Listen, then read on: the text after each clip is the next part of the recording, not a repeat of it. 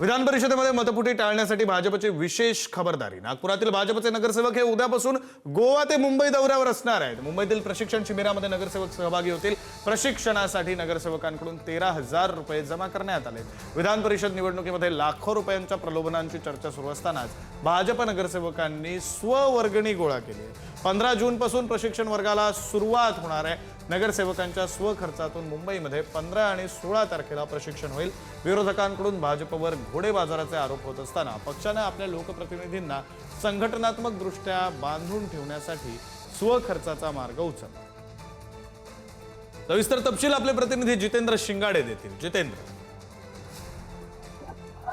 विक्रांत, आपल्याला माहित आहे की विधान परिषदेची निवडणूक घोषित झाली आणि उमेदवारी जशी दाखल करण्यात आले होते त्यानंतर मोठ्या प्रमाणात घोडे बाजाराचा आरोप करण्यात आलेला होता।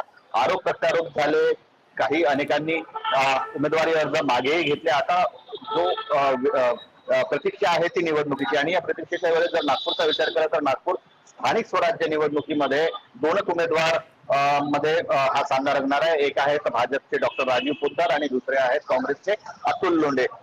संख्याबळाचा विचार केला तर भाजपकडे आवश्यक असलेल्या संख्याबळापेक्षाही जास्त संख्याबळ आहे। मात्र नगरसेवक फुटू नये, नगरसेवक एकनिष्ठ राहावे आणि नगरसेवक संघटित राहावे यासाठी आता हा दौरा आयोजित करण्यात आलेला आहे। त्याला प्रशिक्षण वर्गाचीही जोड देण्यात आलेली आहे की मुंबईतील रामभाऊ म्हाळगी प्रबोधिनीमध्ये 2 दिवसाचं या नगरसेवकांचं विशेष प्रशिक्षणही घेण्यात येणार आहे। हा प्रशिक्षण दौरा 2 महिन्यापूर्वीपासूनच ठरला असल्याचं भाजप नेत्यांचं म्हणणं आहे आणि त्यानंतर गोव्याच्या सहलीवर देखील हे मतदार जे आहेत, नगरसेवक जे आहेत महानगरपालिकेतील ते जाणार आहेत। त्यामुळे नगरसेवक कुठे फुटू नये किंवा नगरसेवकावर कुठलेही आरोप होऊ नये, आमचे नगरसेवक हे प्रामाणिक असल्याचा दावाही भाजप नेते करत आहेत। मात्र अशाही परिस्थितीमध्ये त्यांना एक संघ ठेवण्यासाठी हा दौरा आयोजित करण्यात आलेला आहे। विशेष म्हणजे या दौऱ्यासाठी स्वखर्चाने म्हणजे काही जे निधी आहे तो नगरसेवकांनी देखील दिलेला आहे। त्यामुळे जो घोडे बाजाराचा आरोप लागतो तो आपल्यावर होऊ नये याची काळजी जी आहे ती भाजपने घेतल्याची या माध्यमातून दिसून येते आणि उद्या संध्याकाळी हे नगरसेवक या आपल्या दौऱ्यासाठी रवाना होणार आहे।